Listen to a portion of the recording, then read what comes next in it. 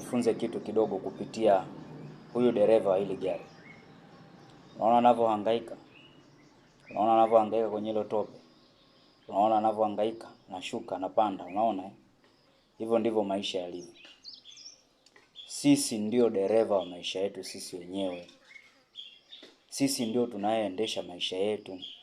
Sisi ndio tunaruhusu kwamba tufike tunakotaka ama tuishie njiani. Huyo dereva kama angekata tamaa, asingevuka. Kwa hiyo kwenye maisha yetu hivyo hivyo. Ukikata tamaa huwezi kufikia ndoto zako. Ukikata tamaa huwezi kufikia kile unachokitaka. Ukikata tamaa huwezi kufikia kusudi lako. Ukikata tamaa huwezi kufikia kile Mungu ambacho amekuahidi. Angalia huyo dereva. Kama angekata tamaa asingefika ng'ambo ya pili. Usikate tamaa ndugu yangu. Utafika ng'ambo ya pili. Utapata kile unachokitaka. Utapata kile ambacho unakihitaji kwenye maisha yako. Kama huyo dereva ambaye hajakata tamaa, na wewe hivyo hivyo, usikate tamaa, utatoboa, utafika, utafikia yale ambayo umemwomba Mungu au yale ambayo unayasubiri kwenye maisha yako.